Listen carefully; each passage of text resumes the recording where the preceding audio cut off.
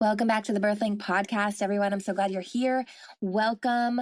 Today, we are going to have a fantastic conversation with Miss Sharon Jensen Cody, aka Doula Diligence. I was so excited to meet her at a doula workshop that we had in our little community. If you are a doula, I highly recommend that you find your little community. They have these workshops or meetups that just bring you guys together, because as a doula, we don't do a lot of, we kind of work for ourselves, you know? You are not socializing a lot. I know as a nurse, I was able to go do my shifts and have multiple nurses with me, right? And you have your friends, you have your besties, you have your work family. And so that's really nice. But as a doula, you get to go see your clients. But besides that, you're really on your own. And, you know, it's so important to have that community around you. So I love these workshops and I love the meetups. And I feel so honored to be welcome now to the doula meetups in my area. And I was very fortunate to meet Sharon, and I just kind of had this feeling that she had a lot of valuable information. I was like, you please have to come to the Birthling Podcast, if nothing else, just to have a lengthy conversation with you around birth. Right? I mean, it's really my ulterior motive to have this podcast is an excuse to sit down and have a really in-depth conversation, which is what we have today. Sharon's a research scientist, PhD. She turned into a birth doula or turned birth doula, and she is a pediatric sleep consultant. So find her on Instagram at Doula Diligence or douladiligence.com to learn more if you are in the search of a pediatric sleep consultant, or if you're in the Los Angeles, Ventura area, a birth doula. She shares her world with her wonderful husband and two amazing kiddos. Sharon has a deep-rooted passion to keep and help expected families navigate the transition into parenthood as seamlessly as possible. And she loves educating and supporting parents in her community. So that is straight from what she wants to share with you about herself. But honestly, what you hear today is going to go really deep into more about what she does, where she's coming from, and the information that she has for us. So we're going to talk today about what evidence-based work really means in the birth world. Then we're going to get into the maternal field disparities that we find with Black women and women with other races, but specifically Black women in this country. And then how social media is impacting the birth world as well. So a really deep conversation, and we had a really great time. So let's just get into it, because I'm just so excited to share it with you. Let's go. Welcome to the Birthling Podcast, presented by My Friend's a Nurse. I'm your host, Colette Colliger, a high-risk labor and delivery nurse right here in sunny California. I'm also an OB certified specialist, birth educator, lactation expert, and mother of two beautiful daughters. I am passionate about guiding you through the miraculous journey of pregnancy and childbirth, using evidence and history and asking the reason why. I have some incredible medical friends and colleagues, and we're all here to help you navigate this often overwhelming birthing hospital system in the United States. My goal is to gain trust in birth, improve this system, and provide some valuable insights. Let's make this journey a little less daunting and a lot more joyful. Let's get into it. Hey, Sharon, welcome to the Birthling Podcast. I'm so happy that I met you the other day and that you agreed to come on here, because I have to tell you, like, when you were speaking across the room, I was like, that's a teacher.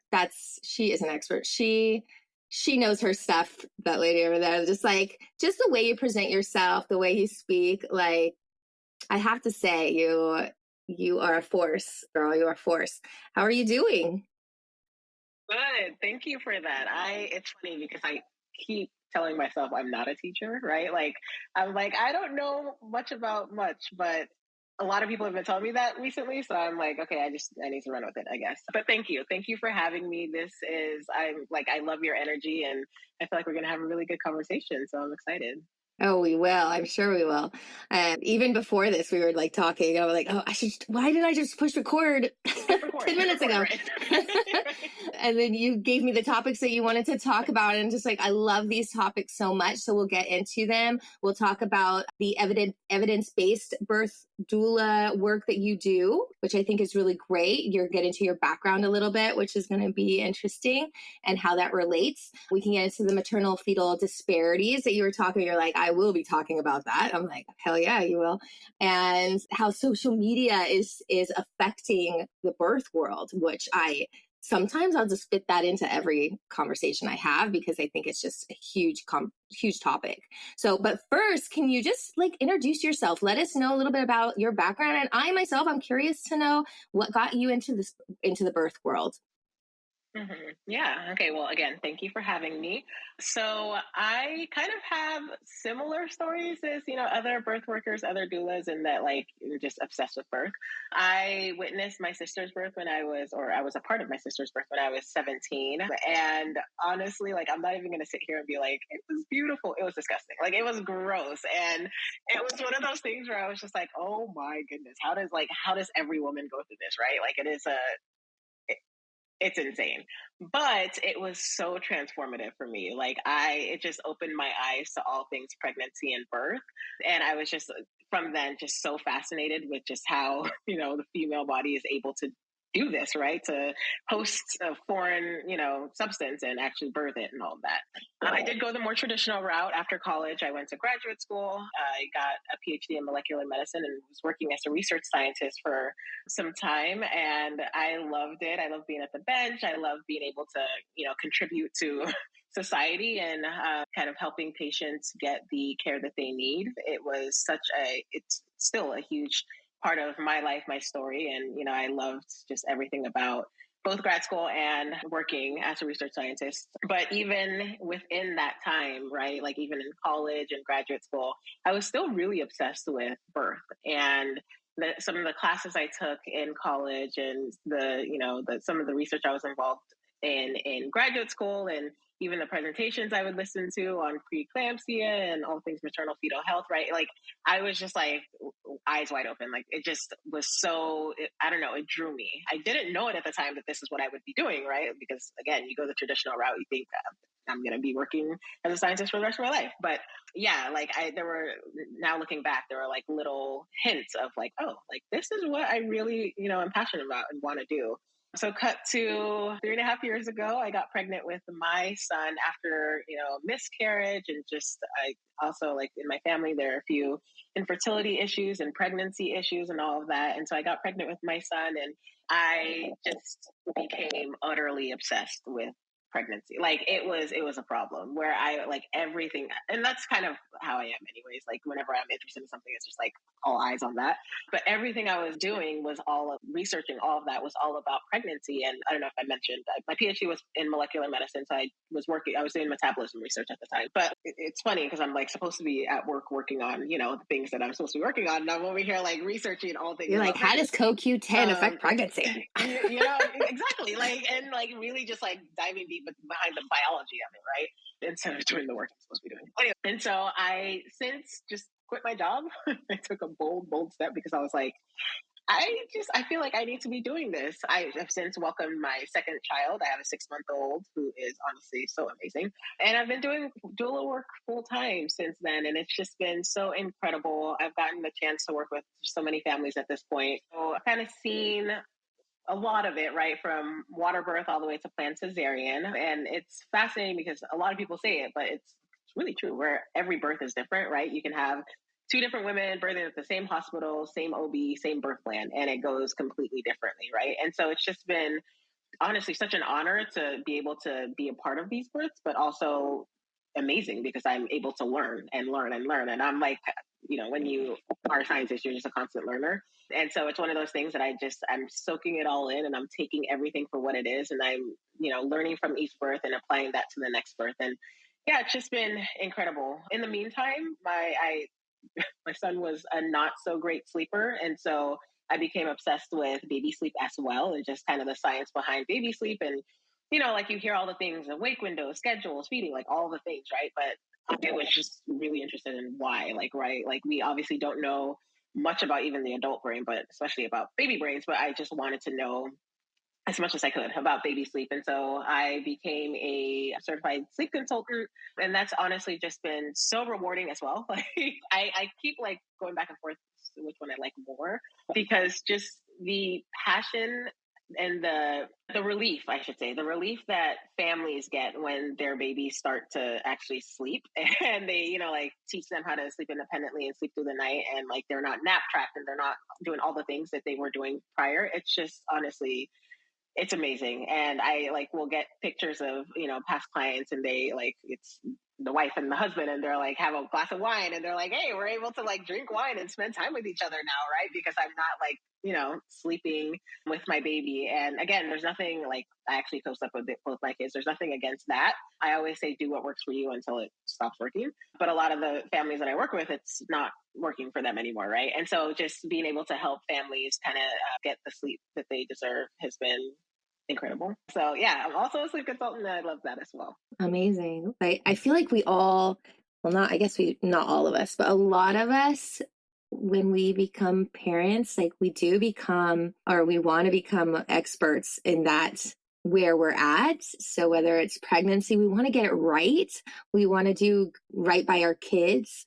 So we have this ability to like at our fingertips to research any question that pops up. And when it's like almost an overwhelming overflow of information. So it's so great that you have the skills though to then decipher like how to look at research papers and how to collect data and how to analyze the biology behind how the body works and what we're meant to do. And it is fascinating. So I am the same. I got from sleeping to breastfeeding to everything that has to do with newborn. And now my daughter's 4. So now I'm very much into her brain development and emotional development. So, I'm obsessed with that. But for my baby, but good Lord, I want to be like, you guys, and I want to share what I have, but I'm like, keep it to birth, But I do know a lot, but it's about our own babies.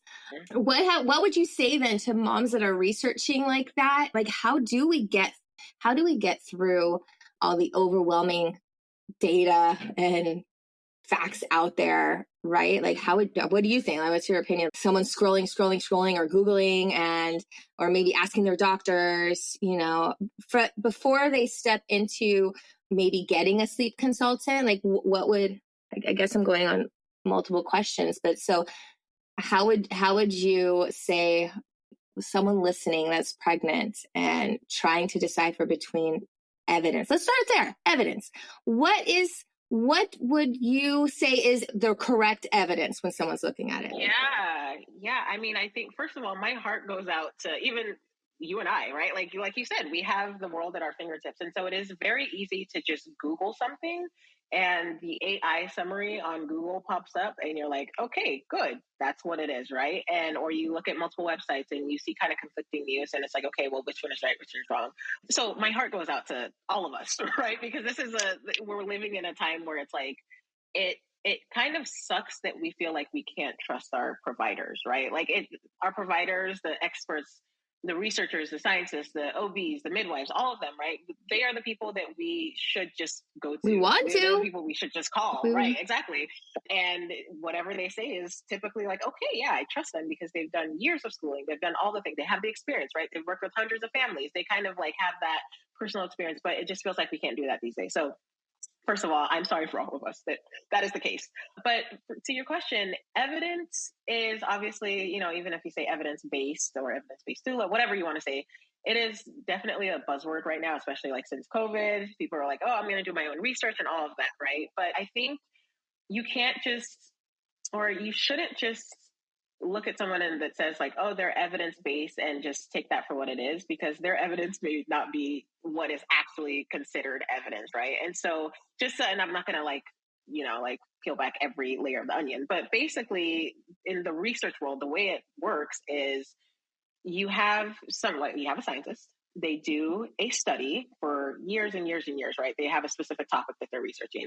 years and years and years goes into this. They finally get enough data to publish it, and you submit the paper to a specific journal. And right off the bat, that journal has an editor. And right off the bat, the editor has the right to say no or yes, like we want to move forward with sending your paper to reviewers, or no, this is just not aligned. This is not good enough. You need to come back and do X, Y, and Z, right? And so even just that process takes a while after the years and years and years of research, right? So that process takes a while. So let's say you get past this stage where the reviewer has said, okay, yeah, we're going to, or the journal editor has said, okay, we're going to send it to reviewers. There's usually 3 reviewers that are, selected to review the paper. Those reviewers are typically experts in the field for whatever reason, whether they've been doing that research for, decades, whether they are on committees, like whatever, they're experts in the field. So they know what they're talking about. So those reviewers will then look at the papers all independently and then come to their own conclusion of what the data looks like. And if it, aligns with the author's conclusions, then they can basically go back and forth. They can say, hey, in figure 3A, right, you say this, but it really looks like this. Can you provide a little bit more data or a little bit more context in the text to, explain why you're saying this instead of that, right? And, reviewer number 1 may love the paper. It's always reviewer number 2. Reviewer number 2 hates the paper. Reviewer number 3 is kind of like going back and forth. As well, And so that process alone is like, it can be like a 6-month process, right? And so you're going back and forth, resubmitting, then they come back and resubmit. And then you finally get an acceptance for that journal. Now, you also have to look at the journal that you're submitting in, right? There are lots of different journals out there. Obviously, the best journals are the best journals, the Nature's, the Science, the Cells, New England Journal of Medicine. All those are the good ones where it's like, like those are very critically acclaimed, if you want to call it that. That's where a lot of people strive to get into. But you have some also not so good journals that don't have such a kind of intense or critical review process. And so in the not so good journal, they can just be like, oh, okay, this paper looks good. We want to beef our publication number up and submit it, right? But that research that you've just done is actually not the best, right? You may not have had the proper controls. You may not have had the proper, we call it the N, right? The amount of subjects or people or animals, whatever. It just may not be good enough. And so if all that to say, if someone, does a quick Google search and they, go on PubMed and they see something that kind of aligns with their view, that doesn't actually mean that this is the right evidence, right? This doesn't actually mean that this is scientifically valid. This just could be just information out there. And so it's very, like, again, for the lay person, you can just do a quick Google search. You can go to NIH's website, PubMed, and look at, some different topics. But if you don't actually know what you're looking for, if you don't actually read the paper and see like, okay, this study was, properly conducted with controls and all the things, then you're saying it's evidence-based, but is it really evidence-based, right? And so I just want to caution people from really like, and again, you can only do so much. So, you only know what you know. So I don't want to be like, oh, okay, most people are evidence-based. That's not what I'm trying to say. I'm just saying be cautious, especially when you're scrolling to Instagram. Just be cautious of like who you're listening to, because if they don't have the proper education to actually even decipher what is evidence-based, right? Decipher what is a good study, then it's kind of like the blind leading the blind. Sorry, I can go on and on, but I'll just stop there. I was just listening. I'm like, okay, yeah. And I had to add like the social media aspect, because you mentioned Instagram. It's like you're gonna go in the comments, or you're just gonna see in the post, and they're gonna put statistics, and they're gonna say this fact because studies show. What studies? First of all, what study? Can I see those studies? And then you get in the comments, and they're arguing. Well, no, this is I have this shows and this and this, and you're arguing in there. To like, I'm with you. Like, just be cautious and not getting into that trap.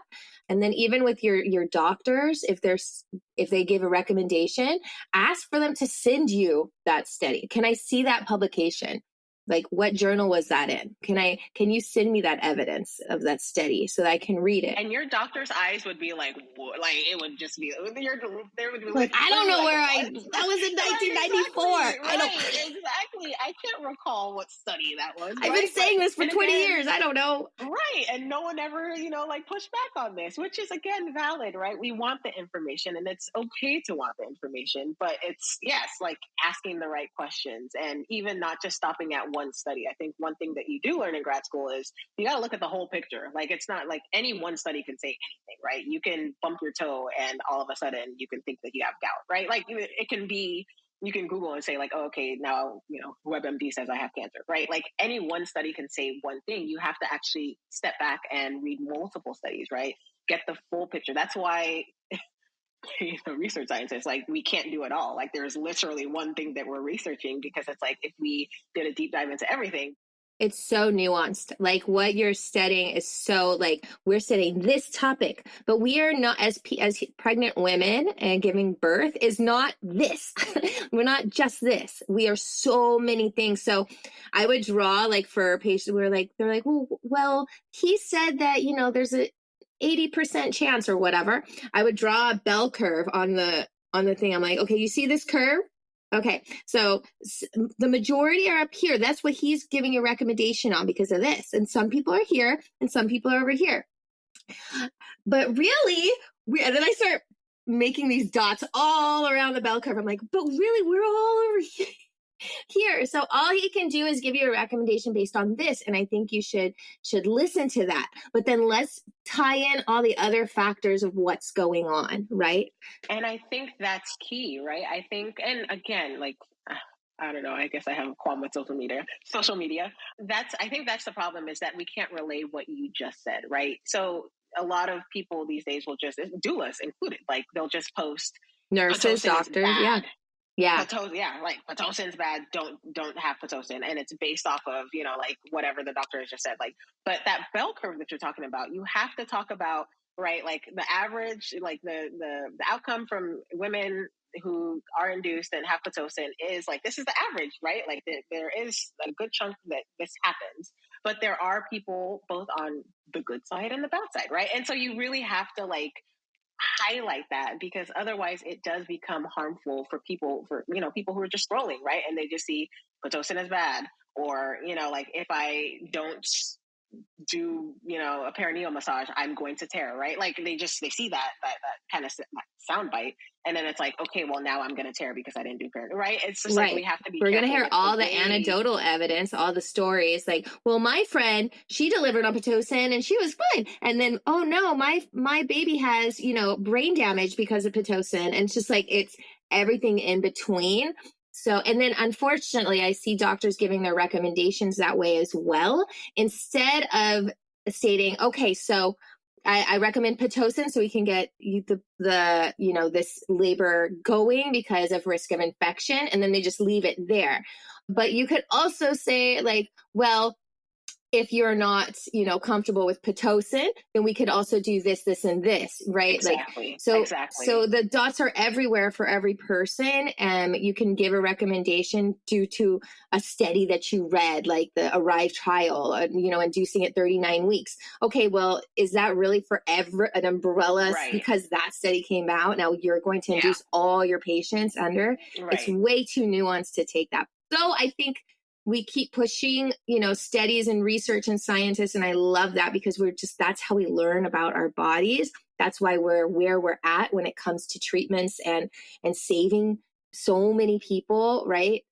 But it is like little steps, like this is it's a big ladder with little steps going up of it. So we're just like creeping up. And unfortunately, like a lot of people hold on to a lot of stuff that we got 50 years ago, 100 years ago. And they're like, that serves my purpose. Right, exactly. Let that one go. We've already shown like now that we don't need X, Y, and Z, right? If you're against something, you can pull up a study to back you up. And if you are pro the same topic, you can pull up another study too. Exactly. Which is why, again, taking that like, bird's eye view and getting the whole picture instead of just basically confirmation bias of like, oh, okay, I feel like this is the way it should be, so I'm going to look it up, and hey, look, I found this study, so this is the way it is, right? Like you have to really try not to be biased so that you can come to the best conclusion, one for yourself, but for your patients, for your clients, like for the birthing person. Like I always say, like personally, I have physicians in my family. I'm a research scientist. I am not anti-hospital. I'm not anti-OB. I am pro you. Like I want you to get the best care that you can get. I want you, and I always tell my clients as well, like, because doulas, we're supposed to be advocating and all of that. Like, yes, I'm so happy to advocate for you, but I actually don't want to. Like, I want to teach you how to advocate for yourself. I don't want to be in the situation where now you're, like instead of listening to your OB, you're listening to me. No, like I want to give you all the information so that you can come to that informed decision for yourself and say, okay, actually, yeah, I do want to be induced, or no, I think I can wait another couple days before I go in for the induction, right? Like, I feel like not everything has to be so black and white. And it feels like everything is so black and white of like, oh, okay, if you don't do the beautiful home water birth, you're not doing it right. Right. If you're birthing at a hospital, you're not doing it right. And it's just like, it is what it is for each person, let everyone live and let live. I'm the same. I'm the same way. And I think what we do well then, like me as a virtual coach and as a bedside nurse, and then you as an evidence-based doula, like we are giving you the right questions to ask. And exactly. We're kind of like helping you. I am obsessed like with birth, right? I go to sleep thinking about it. I wake up thinking about it. It's maybe not healthy, but that's my passion and it's my career. So I'm constantly reading these journals. I get my A1 journal. I get the journal, of the maternal nursing, ACOG, AJOG, all of them. And I'm reading all the new stuff. And then I'm going and cross examining it. And then I'm listening to other experts on it. So I'm listening to, you said you don't listen to birth podcasts, girl. I know I listen to a lot because I want to hear how other people are speaking about certain topics and I want to keep up to date. I don't know how much time your OB or even your midwife has to do what I do.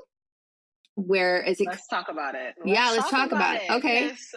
Why am I driving 40 minutes to this appointment, waiting in the lobby for 15 minutes, and then I'm only being seen for 15 minutes, right? Like, it is crazy how little time that, like OBs or even midwives, but mainly OBs spend with clients. And it's just like like what you're saying, like they don't really know what to ask. So it's like, you go, you do your checkup, they do the ultrasound, they say, okay, you need to do X, Y, and Z, take this blood test or get this vaccine, blah, blah, blah.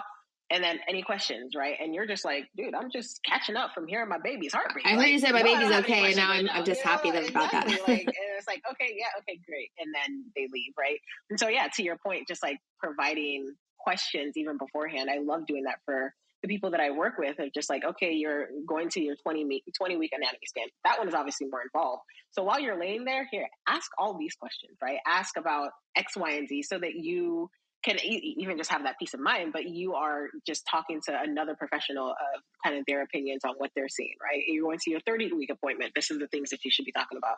Because again, we don't know what we don't know. So it's like, if you are kind of put in this situation, it's like, okay, well, yeah, I trust my OB, I trust my midwife, but I have no information on what I should even know, then it's kind of hard to, and a lot of it too is the OBs and midwives. I'll leave midwives out because they do spend a lot of time getting to know you and asking the right questions, or they should, because that's their model of care. But for OBs, they have many patients to see. So they're looking at certain criteria. And they're going to get that criteria to know if everything's going you're in that score, you're in the box of healthy. Let's move on. And if not, they have the algorithm to send you to the next specialist or to come back sooner or to get more testing or whatnot. Like that's it. Like their responsibility is like, bam, bam, bam. Like this is what we need to do. And that is fine, like for what they need to do. But if you think that's it, what their model of care doesn't include educating you and answering the questions that you may not even know exist, or even preparing you for birth and C-section. I was speaking in another episode, and we were talking about how this is one of the only times in the hospital, like where you're going to go in for a major surgery or intervention or birth itself that is coming. And you have 9 months to prepare for it. And they don't even discuss what it's going to look like. What are the risks that are involved with this? What they would do if something happened, what they can do to prepare you the best they can. They just don't, it's just not in their model of care because they just kind of leave you out of it. And it's like, the more you're left out of it, the easier you are for them. Like, just agree and go with us. We'll do our best to keep you and your baby safe. But the problem is they're not looking at you as an individual anymore. And when I say ask questions, like I'm almost I'm getting you to ask yourself questions as well. So I'll give you questions for your doctor, but these questions, what are you going to do with the answers then? Do you even know what you're asking? And is it important to you? So there's so many questions you have to ask yourself and to get through. So when you go to social media, you know immediately, this doesn't serve me. This is not my values. This is important to me. How can I relate that? So a lot of my coaching style is to really figure out who you are and what you want out of your birth and forward, like into parenthood, right? And with your partner, how you can include your partner. What do you want your birth to look like? And how are you going to involve your OB to get the best out of them with understanding their limitations, right? And then they're like, trust, no trust. Like, are they a good, can they diagnose and intervene when necessary? Are they going to listen to you? Like all of these things, right? Yeah, yeah. So you have to take responsibility for your birth and for yourself and your baby in a way. Sorry. Yeah, I love that you said, know yourself, because one of the questions that I like to ask, it's a very little minor question, but do you have white coat syndrome? Because that alone, if you do, or blue scrub syndrome, honestly, at this point, because you work with nurses a lot, that alone, just prenatally, right? Because if they're doing a blood pressure reading every time you go in, but you are terrified, even just being in a hospital. My sister-in-law, she's literally in medical school right now, and she gets anxious when the blood pressure cuff starts to squeeze her, right? And that's a very normal and common thing. And so obviously, if you're nervous, your blood pressure reading may be a little bit higher. And as we know, how do you react to tests? I'm like, are you a type A? Like, do you get sweaty palms? And like, if you have to go take a test or someone asks you a question and you want to get it right, and almost like the blood pressure is another test. That's how I get. Exactly. And it's like, if it is a high reading, then now you are at risk of being diagnosed for XYZ, like preeclampsia, right? And then if you are diagnosed with preeclampsia, or if you're you're in that route where you have high BP readings, then let's talk about inductions, right? So just that one simple question can rule all that out. So where it's like, okay, yeah, my readings may be a little bit high when I go to my appointments. Fair, because I am just nervous as hell right now. But how about maybe I'll start taking my blood pressure at home and just monitor it at home and see what happens. Obviously, I'm not a doctor. I'm not trained to do this, but it's pretty simple to take your blood. You could go to CVS or Walgreens to do it.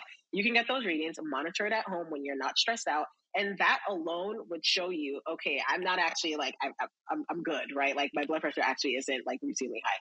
And I feel like, again, with OBs, that's not the question, right? They just take it. I mean, the OB actually isn't even taking it, right? But it's elevated. I'm going to send you to labor and delivery for evaluation. You're like, what? This is my worst fear. Just this could all be avoided with that one simple question. So, to your point, everyone is going to be different. I actually really like it when it squeezes my arm. I don't know. I'm a weirdo. I love that feeling. So I'm not stressed out at all. But some other person might be, right? And so that would be just alone. That alone would be the difference of care that we get. Yeah. They took my blood pressure after I hiked from the parking lot to the triage. And then I sat down and she came in and put the blood cuff on me and took it. And she's like, oh, it's high. Oh, da, da. I'm like, girl, what are you doing? God forbid you're going to your appointment with your toddler, right? And you're already stressed. Did I leave the snack? And the first thing they're going to do is take your blood pressure. Can I get a drink of water? Because this little boy has just, Can you just let me breathe for 2? Do you hear me puffing and puffing? And you're going to take my blood pressure right now? And then you're going to intervene if it's wrong. Do you know what I would do? So I would let them sit for 10 minutes. I'd get them some water. I chat with them. I tell them some funny jokes and stories, and me, relax them. I was like, it's gonna be fine. You're good. Da, da, da. And then if it's high, I'll set it for sometimes I'll push it and then I'll run out. I won't be here, or I'll set it for 2 minutes or 5 minutes if I don't need to be there. And then I'll just set it and I won't even tell them. I'm like, hey, I'm going to go to the bathroom real quick. I'll come right back. I need to go make a phone call. The cuff will go off. Just breathe through it. Cause sometimes you don't want to talk through it too. And then I'll leave because I was like, she might be nervous with me standing right over her. Exactly. But Right. it's So like know that about one, yourself. yeah, And that even maybe one you little don't know that question. about yourself, but if it's elevated, then you have the right to say, hey, I'd like a retest, but can you wait 10 minutes and maybe set it and not be here, or, you know, or just deep breathe through it. Like, know yourself, right? And your options. Exactly. Yeah. Because I told them to ignore it. I'm like, no, it's not. It's fine. You and guys again, are like ridiculous. it's one of those things where it's like, then you have to make that decision for yourself, right? If you do have constant high blood pressure readings, yeah, like take that serious, because preeclampsia is a real thing, right? Like you don't want to be irresponsible in your care of like, okay, but it's just, again, getting that whole, like, knowing yourself, knowing this is the situation I'm coming into. Like for example, like I said, for myself, I love the squeeze, right? So, and my blood pressure is generally pretty low, right? So if I did go in and it was high, that's something I would be like, okay, yeah, something's going on, because I know that it's not typically, like, I don't have white coat syndrome and all that. But just like getting in tune with yourself. So I love to ask that question like from the jump, just so again, you just know if anything, if like there's any reading that's high, you already know, okay, these are the next steps I should take. And I feel like that approach should be just like throughout pregnancy, throughout labor and delivery. And again, it's very hard to obviously, like you said, OBs have 15 minutes to meet with you. So it's like they can't ask all the questions, but just getting to know your patient. But that's why get a doula. Like they're not going to change how they care for you. Even if you come with all the questions, you know, I say bring one or two each time. And that's more of like, you're asking them, one, to get the information, but then also to see how they answer you. Are they looking you in the eyes, or do they look annoyed that you're even asking questions? It gives you some red flags or green flags for your provider. So it's really important. But take responsibility and get a nurse like me, a virtual coach that can give you all the information you need, because I have listened and read and spoken to so many experts, and I have worked for 8 years in the hospital. So I really know how it works, and I can share with you in a way that you'll understand, or you with your evidence-based background and scientist background, and you know how to ask right questions, very similar. And you can actually be at the birth with them, you know, to support them in that way. That's what we really need to do, right? We need extra support. The OB needs support. They need to be the ones telling them to get a doula. Please get a doula. Please, here's my recommendations. These are the doulas that I work well with, blah, blah, blah, blah, blah. I wish they would accept. I don't know why there's so many of them are so put off by it, when really it's the doulas are the ones putting in the work. Their lives easy. It should make their job easier, right? Like, and if they think like, oh, well, she's listening to the doula more than me, I'm like, yeah, because the doula put in the time and listened to them and answered her questions. How many questions did you answer? One of the doctors that I was talking to was like, well, what are you going to do? Like, if we call for a doula, because I was recommending doulas to them, and like, how do you know that they won't speak up against a recommendation or tell their patients not to do something? I was like, well, I think if the patient's listening to them and they go against one of your recommendations, I would really look at how I'm educating my patient then. I feel like it's more on your end, right? Like, I look at yourself and where the holes are at. And that's where my friends and nurse can come in to help you with that. It's not the doula. Doula is most likely just giving her information. I mean, sometimes it is. I won't say, but more than likely that doula aligns with how the patient wants and think. If it's like totally natural and she doesn't want any testing, that's most likely why the patient hired that doula, right? It wasn't the vice versa, whether you like it or not.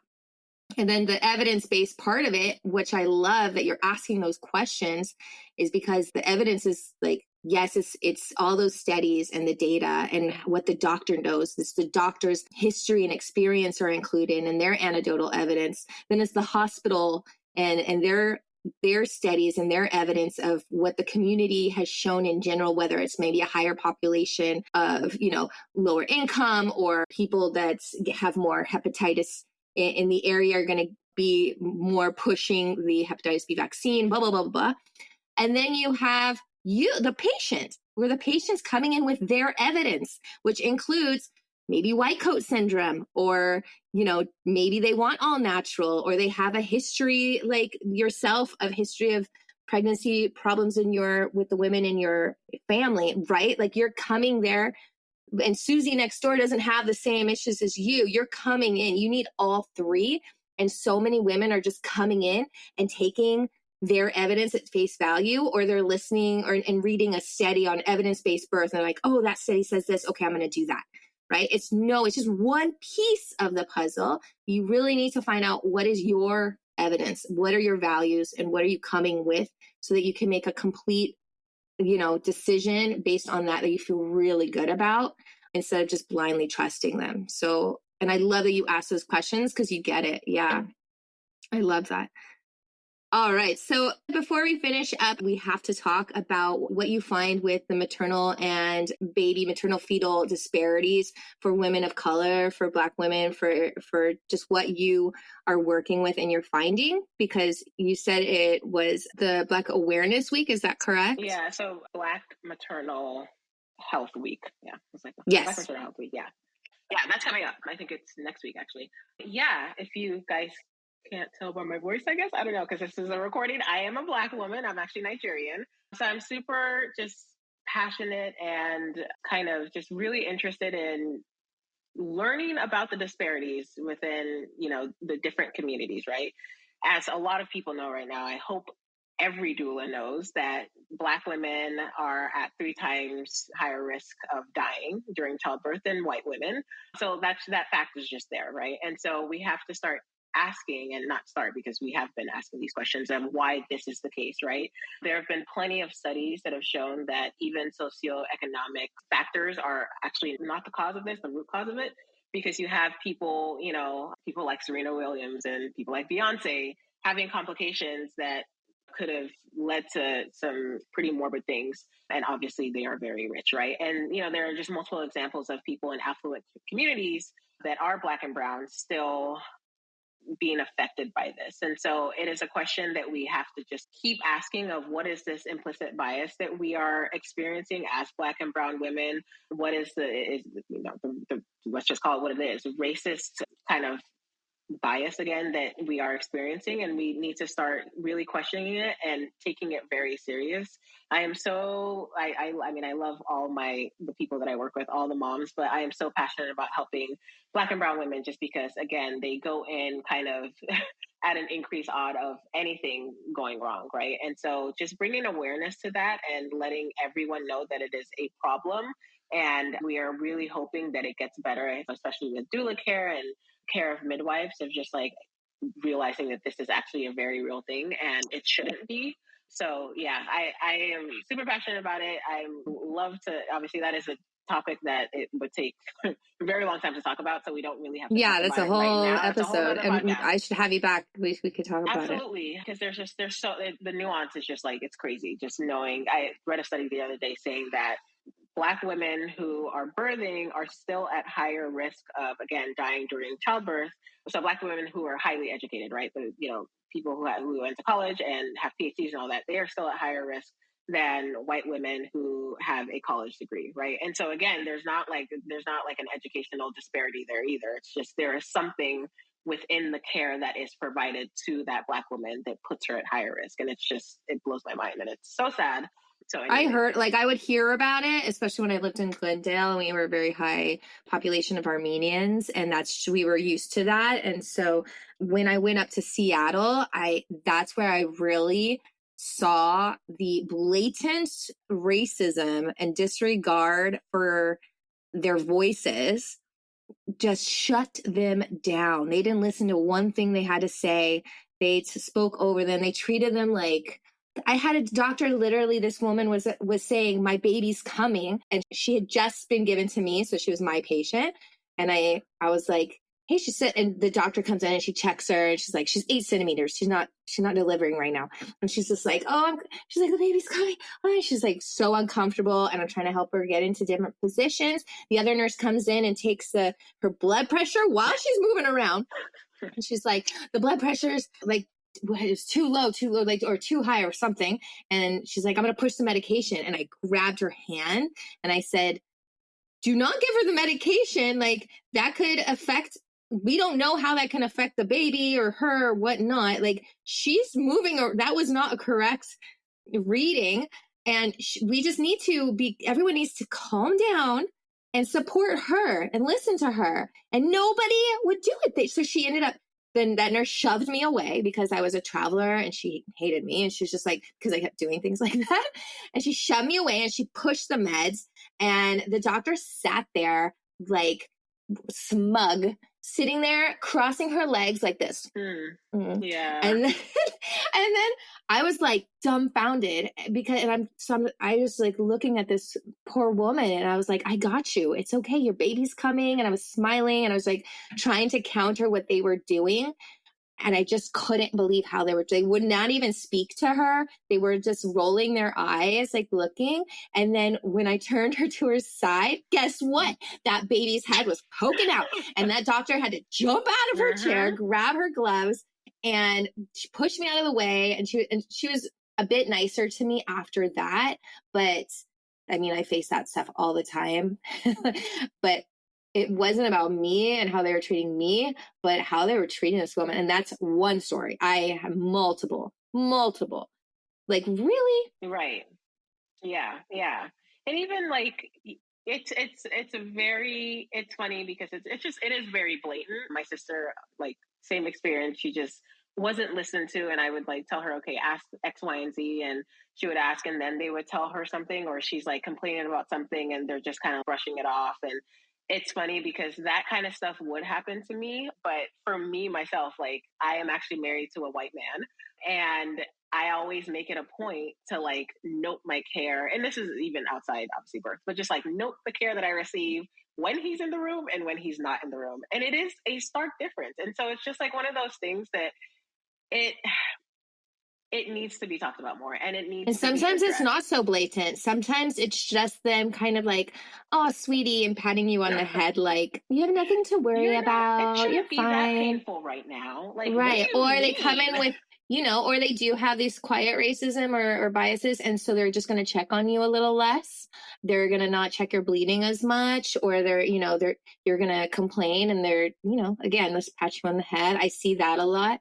So there's the Speak Up kind of initiative movement through A1 so the nurses, so I'm trying to get that into the hospital that I'm about to go to so that we can get the nurses together in workshops and just get it out. Let's talk about our biases. And it doesn't have to be racism. It could be weight. I see that a lot. Women that come in with much higher BMIs are just completely treated differently and just like snubbed in a way. Let's talk about what we're seeing, and whether it's us or other people or just in general. Let's just get it out and debrief on it and make it a thing so that we can see how we can correct it. And if other nurses or doulas are listening as well, like, I highly recommend you look into something like that, and for yourself personally, and then as a group. It's one of those things that can improve our care with women of different color or ethnicities or sizes or whatever it is, right? Or preferences, right? Like, I also see people who want the, like, all natural route kind of get almost laughed at or scoffed at. Like, I'll hear the nurses kind of like laughing, like, oh, okay, she's probably going to want an epidural when she, in an hour or so, right? And it's just like not like being supportive of that. Like, it's okay if she wants this and the other one, like, just just live and let live. You know what? That I'm going to tattoo that on my head. Just live and let live. Everyone should just be supportive. Yeah.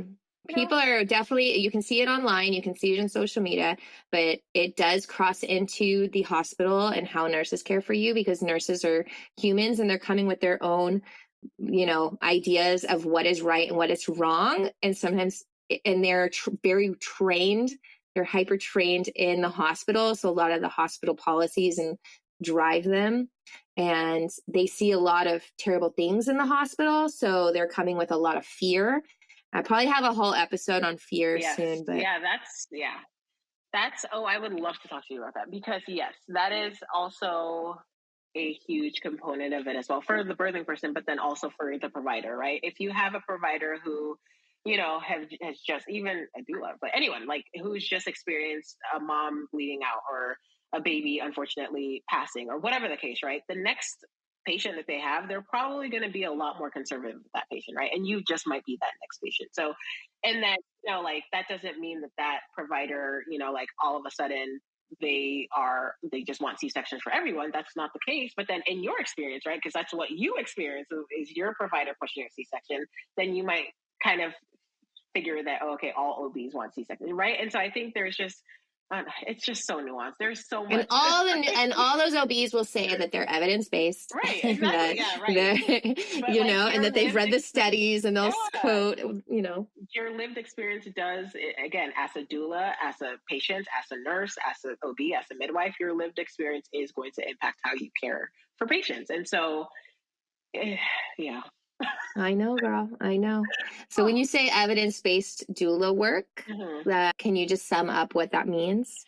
Yes. So evidence-based doula work is really focusing on the research, kind of from, again, looking at the bird's eye view and looking at different papers, different journals from different authors. Obviously, if you're reading, studies from the same author, you're probably going to get the same outcome, right? Really doing your research so that you can provide the information that the patient needs. Obviously, I have a lot of information that I could provide. I try not to information overload for the moms that I work with or the families that I work with. But really, I mean, the name of my doula business is Doula Diligence. I like to do my due diligence so that I am kind of providing that information for my clients and the moms and dads that I work with. So when you're evidence-based, obviously you mentioned evidence-based birth. I love, love, love their content, their website. They do a lot of great work. A lot of them are, like, some of them are, PhDs, and a lot of them have done the work, right? And so it's different than just going on Instagram or TikTok and saying, oh, okay, I saw this on TikTok, so that's the evidence that I provide, right? I want, and I really hope that doulas, when they say that they're evidence-based, are actually doing as much research as they can on multiple topics so that you can provide and again, you will have your own bias and preferences and all of that, but you can provide a full picture summary of both the risks and the benefits of specific things. And that way your clients can make that informed decision. I love it. Themselves. So if you're interviewing a doula, then you can ask them, are you evidence-based? And can you explain to me what that means? So and they should hopefully give an answer similar to that. If it's just, oh, well, I teach the evidence-based course, the birth course, and that's it. They just learned how to be that instructor, and then they're teaching that, and now they call themselves evidence-based doula. Then they're not putting in that, they're not doing the due diligence, right? So ask your doula or doctor or nurse or whoever, or me, like, how are you evidence-based, right?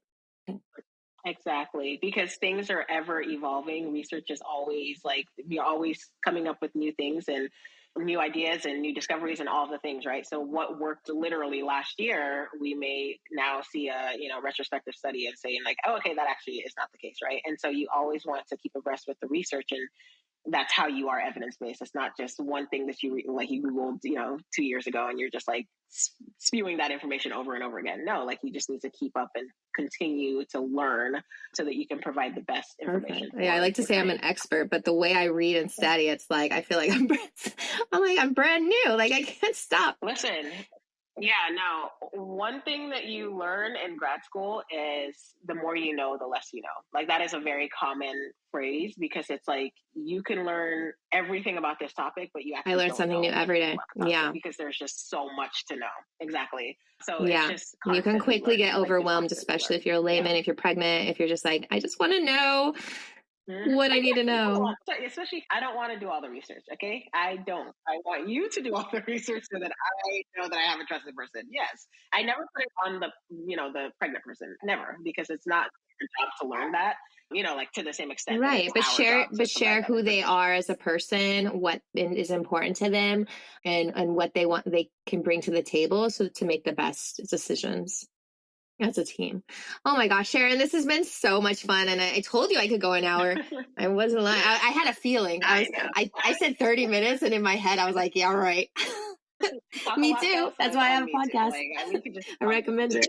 But yeah, I just want to thank you so much for coming on. And I'm going to have you back. We'll talk more about the disparities and fear. And we can just go on so many topics. Yeah, girl. I think we need our own podcast.